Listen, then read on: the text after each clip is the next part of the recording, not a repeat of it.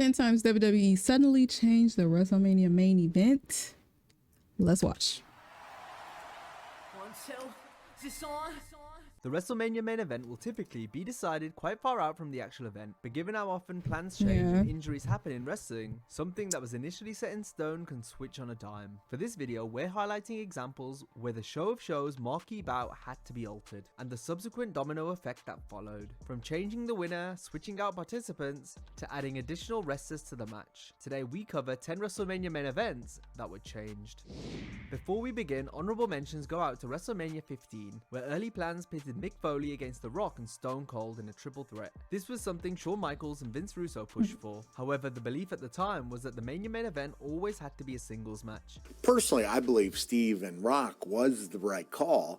But for me, it was disappointing. However, this rule was thrown out the window the next year. At Mania 15, Foley worked the Big Show, but Mick still appeared in Rock and Austin's match as one of the referees. WrestleMania 19's main event was changed twice. Kurt Angle was to defend Kurt's the injury. WWE title against Brock Lesnar. However, Kurt's neck got broken during a turnbuckle spot at No Way Out a month out from Mania. As a result, Angle needed surgery and was booked to lose his belt to Royal Rumble winner Brock Lesnar on SmackDown. I started feeling upset about it.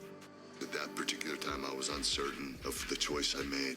But after an interaction with a young fan, Kurt knew he had to wrestle at Mania. And this kid, he has Down syndrome, really nice kid. His name's John. He said, I really wish you would be able to wrestle. So it was decided Angle would work WrestleMania, drop the belt, and then get his surgery. It was rumored that Chris Benoit would have fought Brock at Mania instead of Angle. Lesnar went on to defeat Kurt and win the WWE Championship, while the Olympic gold medalist went in for surgery after the show. After defeating Triple H at WrestleMania 22, still John made Cena it was to supposed Mania, wrestle the you game know. again at WrestleMania 23, but after Hunter injured his quad in January of that year, his tag partner Shawn Michaels was subbed in to face Cena. Michaels had originally been penciled in to represent Donald Trump and take on Booker T in the Battle of the Billionaires match. We'll also include Kofi Kingston challenging Daniel Bryan for the WWE Championship at WrestleMania 35. This match was initially meant for Kevin Owens, but after the fan response to Kofi's incredible performances in a gauntlet match on SmackDown, then at the Elimination Chamber, Kingston simply had to face Bryan at Mania. It was a similar story to Daniel Bryan's at WrestleMania 30, but more on that later.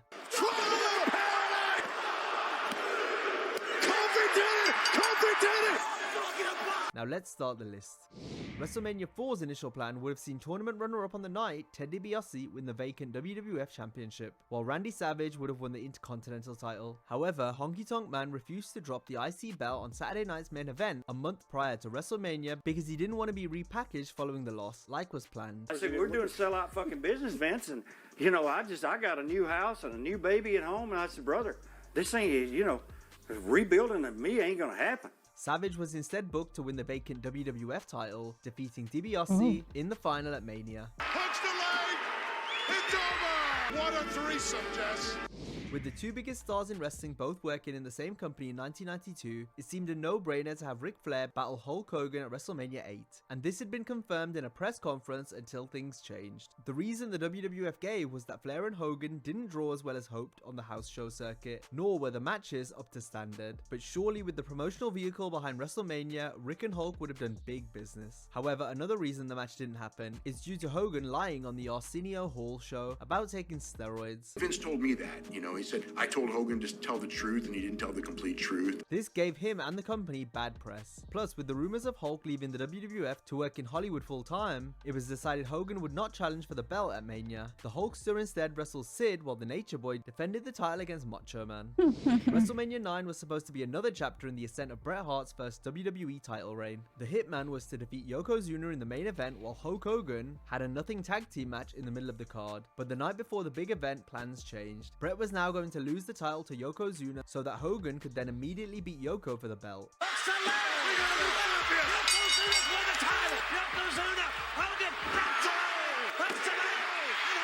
This cemented WrestleMania 9 as the worst Mania of all time. It only grew the Hulkster and the Hitman's real-life animosity towards one another. And Hogan was putting a lot of pressure on Vince to take the belt and take it off me and put it on him.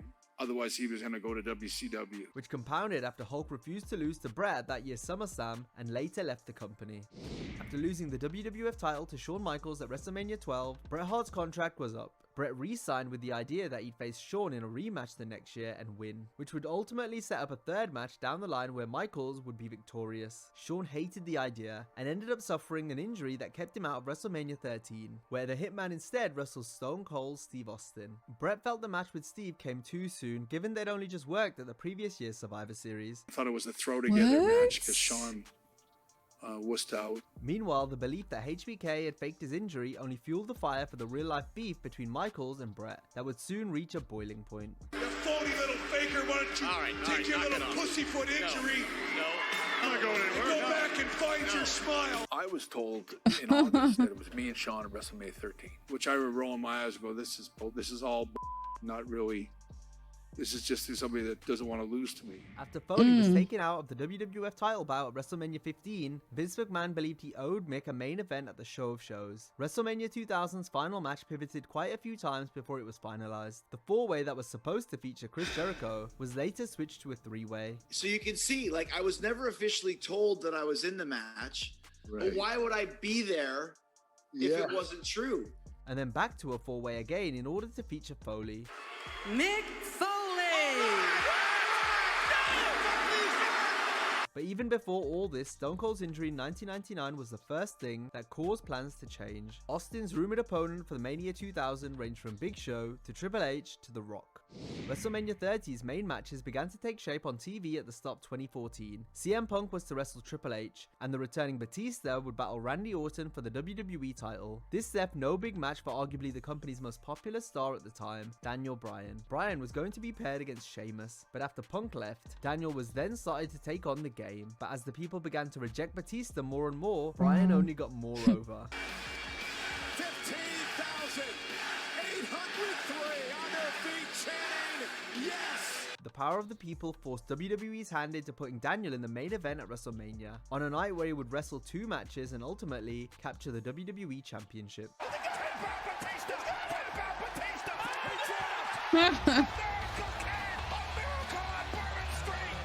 WrestleMania 31's final match had been planned for a while and didn't technically change until the bout had already begun. In the final stages of Roman Reigns and Brock Lesnar's clash, Seth Rollins cashed in the Money in the Bank contract, making it the first time the briefcase had been cashed in during a match that was already in progress, in the biggest match at the biggest show of the year no less. It resulted in one of the great WrestleMania finales. Fans had firmly expected Reigns to go over, so Rollins' appearance was a welcome surprise. Reigns with a spear! Curves down Reigns! Rollins with the title! Rollins with the heist of the century! Brilliant! Reigns was also set to be the challenger 5 years later at WrestleMania 36. Roman was going to take on Goldberg for the Universal Championship. I'm next. But following the outbreak of a pandemic, Reigns chose to stay at home to reduce the risk of infection for himself and his newborn children. This meant he was replaced in the main event by Braun Strowman, who went on to capture the belt that Reigns was originally booked to win. Had Reigns won the Universal title at WrestleMania 36, it would have likely made his eventual multi-year reign even longer. Roman captured the belt at Payback 2020 and became the Tribal Chief. And Reigns with a spear to Strowman! And the cover by Reigns! Roman! Reigns was still the champion walking into WrestleMania 38, and while his opponent for this event was always going to be Brock Lesnar, something that wasn't first planned was the fact that this encounter would be a unification match, since Lesnar went in as WWE champion. Reigns successfully defended the world title against Cody Rhodes at WrestleMania 39, in a result that surprised many. Fans, however, fully expected Cody to avenge this loss the next year, or at the very least challenge Roman again in the main event, especially after the American Nightmare won his second straight Royal Rumble and immediately pointed at the Tribal Chief. Meanwhile, it felt like every year there would be rumblings of Reigns taking on his cousin The Rock at WrestleMania. The Rock headlining WrestleMania with Roman Reigns, SoFi Stadium, that was locked. What? These rumors intensified after Rock's comments on the first Raw of 2024. Should The Rock sit at the head of the table? Then on the February 2nd SmackDown, Rhodes appeared to give his blessing to the Great One to challenge the head of the table at Mania. This in turn caused mass outrage from the fans. Yeah. Damn, that probably would have happened had the reaction from the Cody Crybabies. Had that not had happened, that this whole match right here probably would have been a thing. But the reaction was so powerful and so loud. Like, everybody was pissed off. So I can definitely tell that they switched it up because of the reaction of the fans. But in my opinion, I feel like it was like kind of split, because I've seen a lot of people saying that they wanted this, and then I've seen a lot of people saying that they wanted, you know, Cody versus Roman. So it's like I'm confused at why they chose the route that they chose to go. I don't know if they did all this just to get a reaction out of everyone. You know, like it was gonna go this way anyways. It's just that they're doing this whole Rock and Bloodline thing just to like get a buzz, get a reaction out of everyone, and they were just still gonna do the Cody versus Roman at Mania. I don't know, but you can definitely tell just by how they're kind of like, you know, how they're going about it, that they definitely heard a lot of the fans' reactions. Because I think some shit would have started had they not gotten their way. That's just my opinion, though. Do you know who I hate and I fucking despise in this moment? It's Dwayne Johnson, member of the board of directors of TKO. Is it 1996 again? Cody, I think these people have 3 words for you.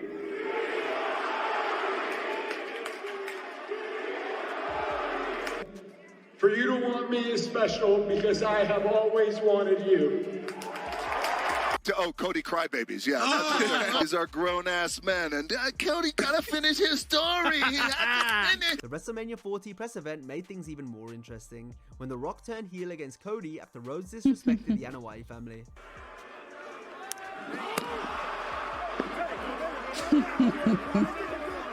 Cody also went back on his decision to give the People's Champ his spot versus Roman. As Cody vs Reigns was confirmed, the WWE also built up a tag match for night 1 of WrestleMania, pitting Rhodes and Seth Rollins against The Rock and Reigns. All the while, the Brahma Bull continued to drop gospel and throw shade at his upcoming opponents on TV and social media. Finally! Your life has meaning. So you got a lot to think about, boy. You and your walking clown show, Seth Rollins. You walking clown emoji, piece of shit. Shut your mouth. Cody Rhodes. From the bottom of my heart, man to man, fuck your story. So Cody, Seth, Crybabies, and that shithead dog of yours, Pharaoh, standards and practices off. It's a direction you can fuck. And you're 20 years younger than your sibling because you were a mistake.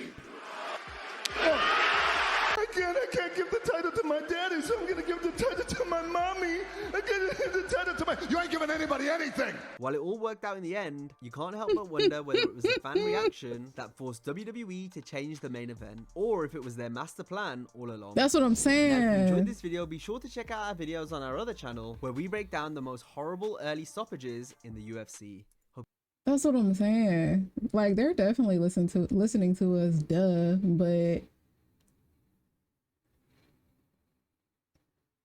but I feel like they did all this just to get like a crazy reaction out of the fans, and they were gonna, you know, they were gonna do the original plan anyways. They just, you know, threw the Rock in or whatever to kind of like, you know, throw everybody off. They don't want it to be too easy, you know, too obvious. So let's just like throw a little wrench in there. But yeah, this one does this reaction, y'all. Make sure y'all leave some likes and comments down below. Let me know what you guys think, and I will see y'all in the next one. Toodles.